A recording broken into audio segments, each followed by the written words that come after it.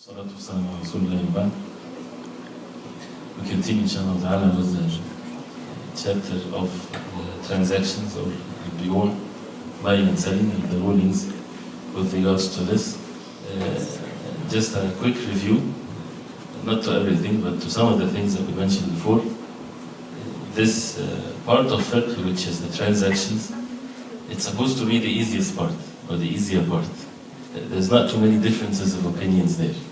Usually, in matters of fiqh, the things are, I won't say difficult, but you would have many differences of opinions, and that's why for someone to study the fiqh, to get to study that, it can take some time and understanding and the different evidences, because the differences of opinions, it's not based on desires or based on just opinions, it's based on the evidences.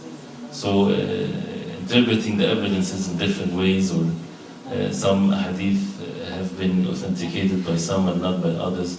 So whenever we see a difference of opinion valid among the ulama, we should respect it. We should not undermine it, and we should not, whenever we hear an opinion from a big alim that he takes, that immediately everything else is not good, or everything else is weak. This is according to what he says, what he believes, and people should follow that, whoever they trust the knowledge in the religion, unless they study themselves, and then they would do what they would follow, what is authentic and so on. Of course, we have to agree that what needs to be followed is the Quran and the way of the Prophet ﷺ. So once the matter is clear to someone that this is the way of the Prophet ﷺ, it's not permissible to do anything else. So in matters of transactions, there's not too much of differences of opinions. Maybe in some of the branches of it, but it's not as much as the first part, which is the ibadat and the tahara and the salah and so on. But because of how things become so complex in transactions, that so many different invented things, it becomes difficult to people sometimes to comprehend all of these different contracts and transactions. But most of what is haram basically is, as we said before, either related to riba usury, interest and so on, or gharar, deception or deceiving others, or based on ignorance or jahala. And all of that is not permissible in the Deen of Islam. Things has to be very clear. Things has to be away from means of riba. And all of that with the Muslim studying that or getting to know this is for the betterment of the human being.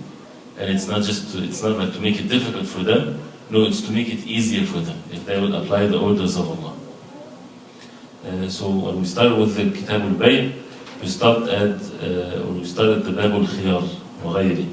الخيار, or a choice, right? Or the choice to break a contract after establishing it. Can a person break the contract, or what the rules or makes it valid for a person to go back on a contract that he signed? And this is what the chapter is about. We talked about the first type, because there are more than one type, which is called Khiyar al-Majlis.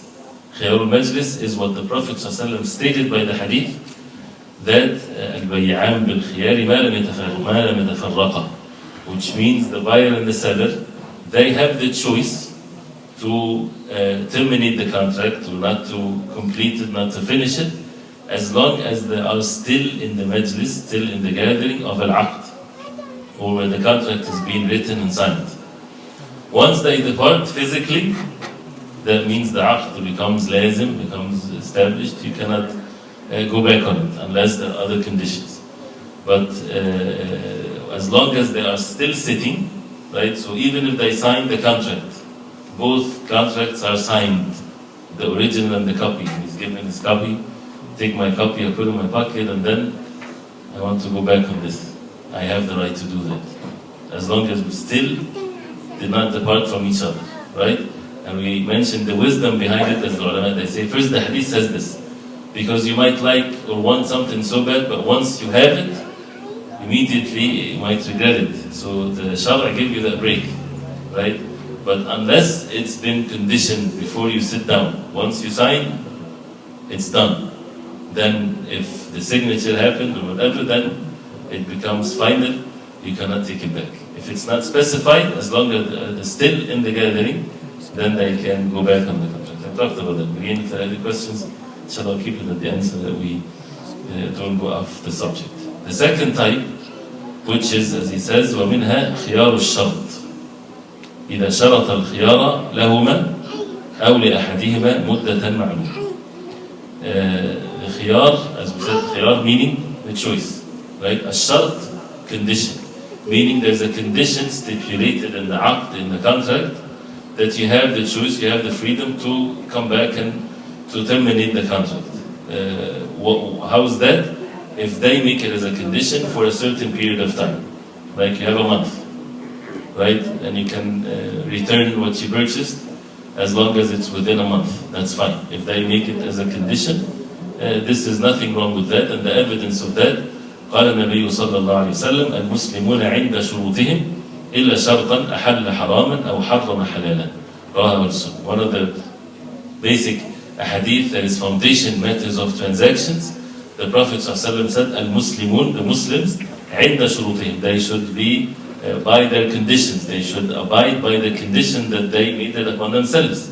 إلا, except a condition that makes what's haram halal, or what makes haram or halal haram.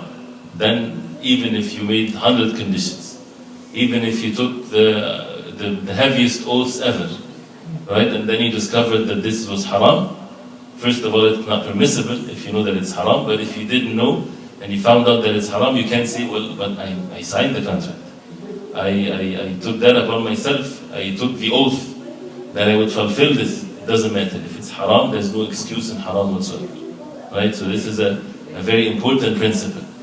If a person signed a contract with a condition that he would give something haram or he would sell something haram, then he is not to fulfill this condition. Why? Because it's something that is haram. So if, let's take it step by step, khiyar al-shart. If there's a condition for a certain period of time, no problem. There is nothing wrong with that, with certain details of this. He didn't mention it here, because this is supposed to be just an entry level to understand these types of contracts. But for example, just one brief thing. If a person takes a car, buys a car for example, and he has a month to return it if he wants to. What if something happens to the car? Who would bear this loss? If he takes the car to try it, right? And he has a month to return it. The one that would bear the loss is the one that has the car, not the one that the owner of the car, right? And there's a very important hadith in this also to remember. The Prophet ﷺ said, Al-Kharaju bil-Daman. The Kharaj is whatever money you make, or loss or gain. Loss or gain, it depends on the Daman. Daman meaning on the not warranty. It's when you trust obligated. No, it's when you have the ownership of something, you're responsible for it, right? Then that means if any gain or loss, then it'll be on you or against you, because you're the one that has this assurance or whatever, right? So if it's yours, that means if something happens to you, then the benefit. If something you took it, that means it's with you. You benefit from it, right? So you guarantee it. You guarantee it to whether if it brings, like for example, if he took the car to try it for a month, and he used it to make money, it's for himself. Even if he comes after a month and he return it, then he should not give a portion to the owner of the car, because he bore the responsibility that if something happens, he would have took care of the loss. So as the responsibility, right? So with the responsibility, with the guarantee of the thing, comes the benefit or the loss, right? So the first or the second condition here, if there is a certain time has been stipulated that they can return it, no harm. Another type, إذا غبن غبنا يخرج عن العادة إما بنجش أو تلقي الجلب أو غيره. الغبن is when a person is cheated, right? If there is something that a person purchased, but he has been cheated, right? He's been given the thing with a very high price when it's not really that price. يخرج عن العادة, that it's not normal, not because people when they buy and sell, there's no تسعيرة, there's no set price that they have to sell the goods with. They can change the price, they can raise the price, they can sell it with less what things are, but not too much that they would deceive people, right? So if something worth 10 and he sell it for 11, no problem. But if it's worth 10 and he sell it for 20, right, this is something wrong here, right? So that person that purchased it with a very high price, then he has the right to return it back. And the seller should not say, well, he agreed and he took it. No, but you cheated him, right? And the normal price, this is far way ahead or more than the normal price. So who would balance this? Something that has to be returned to the urf, to how people are, how people they buy and sell. Something that once you hear the price, no way, this is too much. Something has been cheated basically, right? And this is what even one of the names of the Day of Judgment is Yawm al-Taghabun. It's the Day of al-Taghabun. Why? Because the disbelievers, or those who would enter the hellfire, when they see the others, those who would enter Jannah, when the matter was so easy for them to be like them, they would, it's not a cheating thing, but they would feel that they lost so much when the matter was so easy for them to gain, right? So they regret that a person would get. The same thing if a person purchased something that overpriced and so on. Imma bin if it's been sold by means of najash, which is, as we talked about it before, when a person increases the price of something with the intention not to buy it but just to increase the price, like what they do in auctions, which is haram.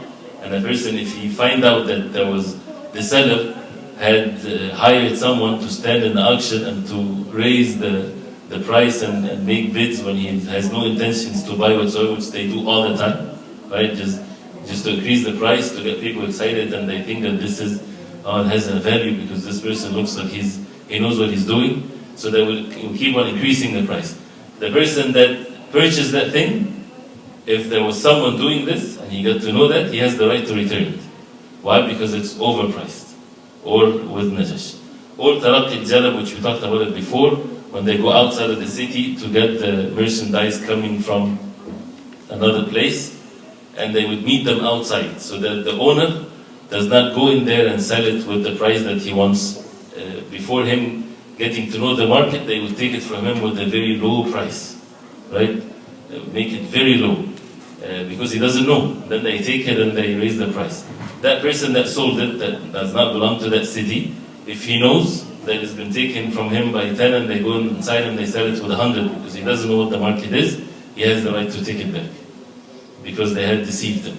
So any form of deception, that's not permissible. So this is a choice where a person can break the contract, or he's not bound by this contract. So this is another example. A third one, or a fourth one, which is close to the one that we just mentioned, خيار التدليس. خيار التدليس. And what's tadlis means? بأن يدلس البائع على المشتري ما يزيد به الثمن كتصرية اللبن في ضرع بهيمة الأنعام. The tadlis is not deceiving in a way that he would raise the price. No. He would make the merchandise look like it's very valuable when it's not. So it's another form of deception. And he mentioned the example here, like tasriyat al-laban. Tasriyat al-laban, he wants to sell a goat or a cow or whatever, right? So he would not milk the cow for a long time. So the udder of it is big, right? So the one that is buying, he finds it very big and it weighs more and it's very healthy and so on, and he done that intentionally, right, as a way of deceiving the buyer, right? So this is tadlis. Tadlis meaning a form of deception that is even mentioned in the matters of hadith, in mustalah hadith, in the ruling of al-hadith, fulan mudallis, right? So and so from the narrators of the hadith is mudallis. Not that necessarily he's a deceiver, right? Some of them are very trustworthy, but he's mudallis meaning that whenever he narrates the hadith, when he says the so and so narrated the hadith an fulan, right, from fulan, but from this word from can either mean that he saw him and he met him and he took the hadith from him, or he didn't see him, right? When you say so and so narrated this statement from so and so, right? Or you say an so and so, from so and so such and such. You might have heard it, or somebody else had told you, and you're saying it. So the word from is not very clear. So some of the narrators of the hadith that are famous, they can say from, but they don't really mean that they heard it. They could have took it from someone else. So they would mark on that person that they don't take his hadith if he says an. Right? If he says an, they won't take his hadith, which means from. Unless he would say haddathani. Unless he would say so and so informed me. So he would make it clearer, right, in his statement.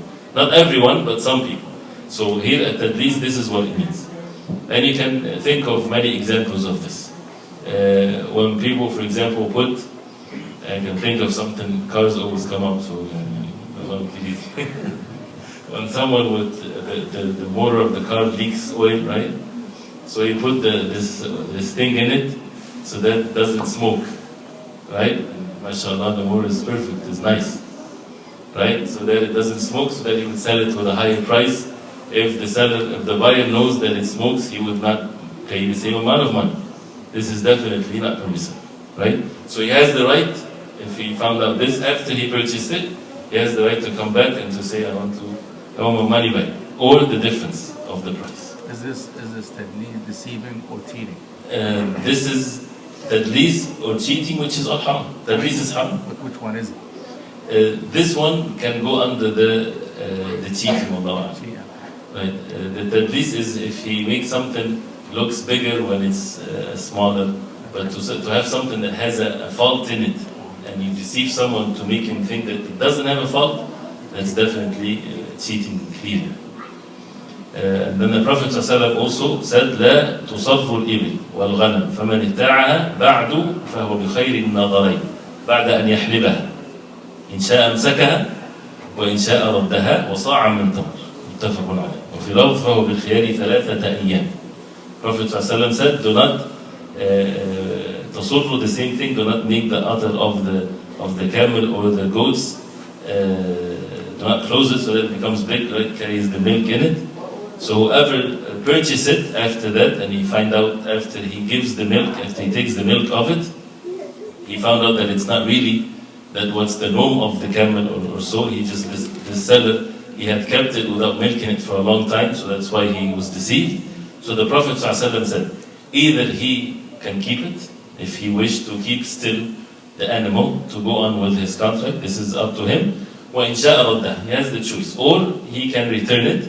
وَصَاعًا مِنْ تَمْرٍ, and he has the right to take a sa', which is like 2.5 kilos of tamr or date, the difference, right, of what he have been deceived with. So the same thing, not necessarily tamr to be given, but whatever the difference, that whatever is being sold, the difference of what it is, if it wasn't as the Prophet ﷺ said, then it's to be given to him, and he has the choice for 3 days.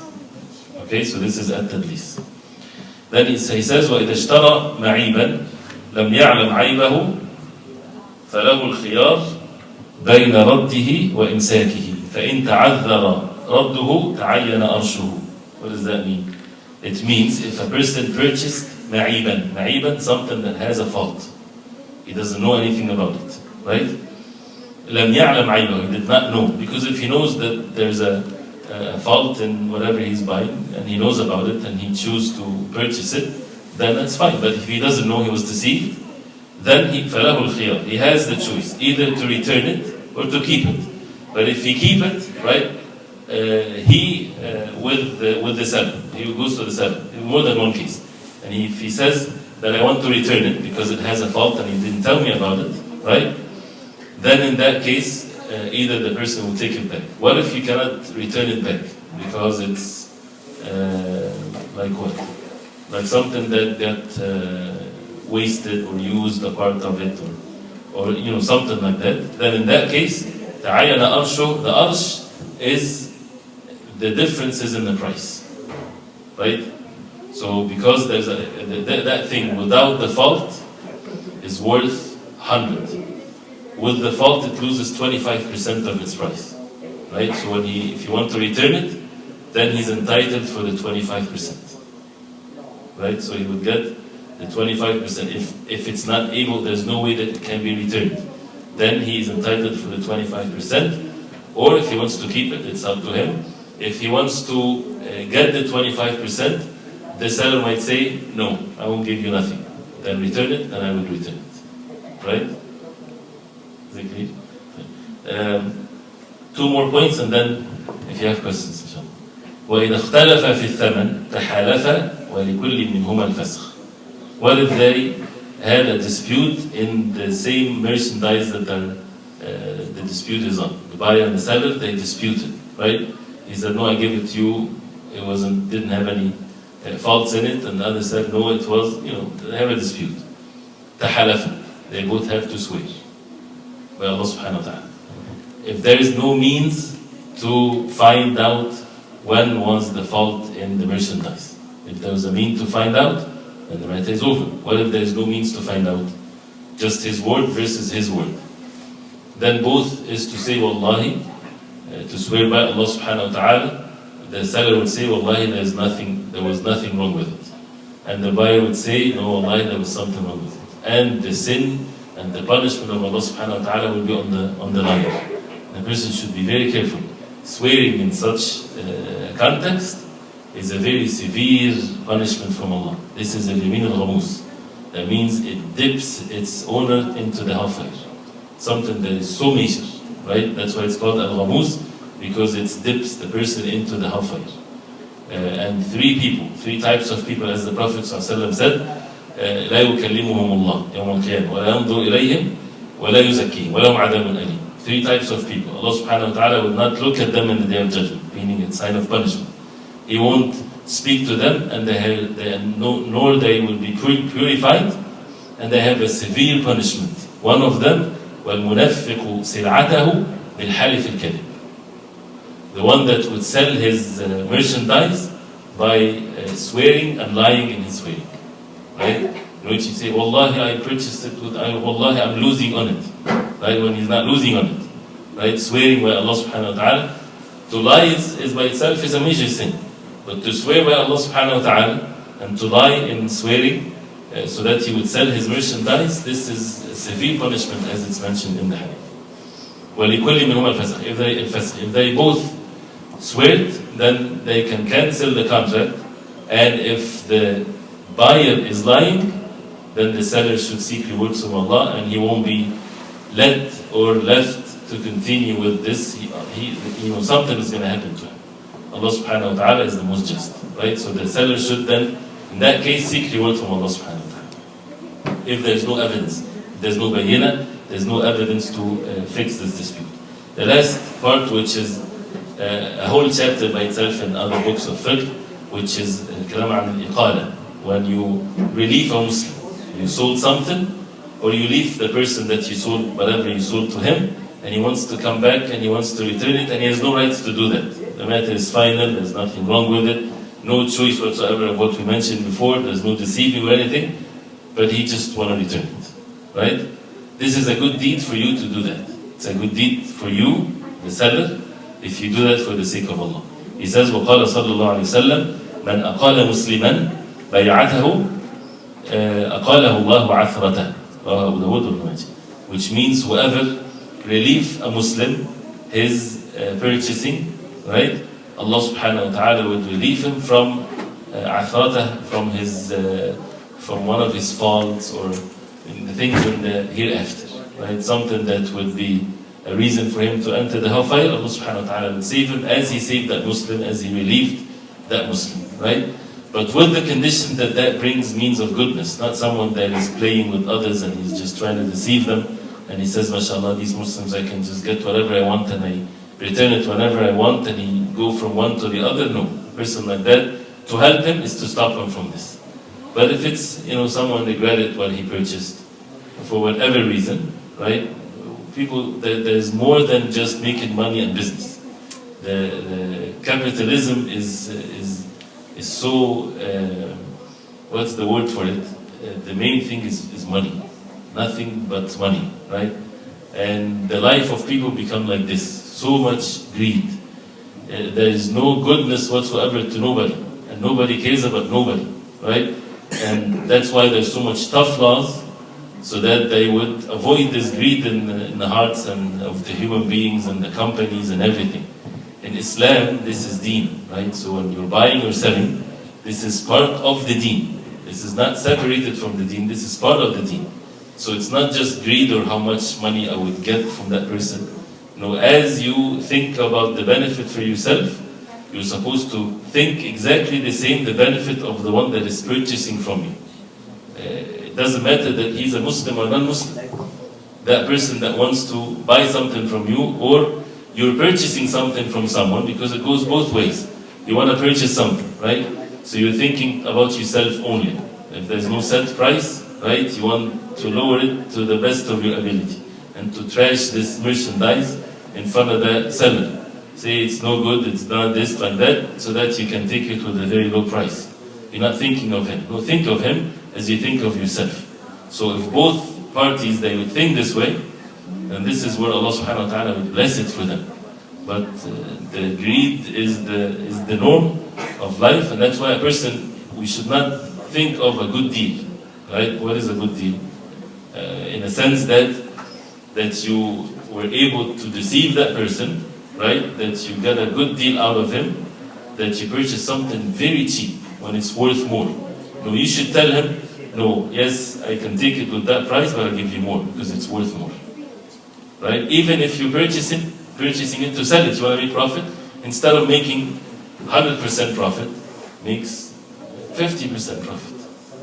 What's wrong with that? Allah subhanahu wa ta'ala will bless it. But to have this concern towards the one that you're dealing with.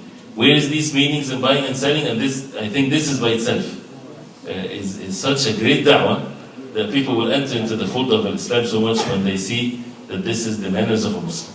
You're more concerned, you're concerned about him as you're concerned about yourself. You purchase anything, that's why these, I'm not saying I want to get into this because there's nothing wrong with that, but the big, humongous stores, right, it loses this sense of goodness that people would deal with one another. Everything is set and just barcodes and this and that. When the small businesses, right, it has a great benefit, not just for the individuals, right, but also for these types of relationship if people are good to one another, right? But anyway, this is the last point, which is when a person would relieve someone for the sake of Allah subhanahu wa ta'ala, Allah subhanahu wa ta'ala would relieve him in the day of judgment from a fault that he has. We'll stop at this point, and if you have any questions.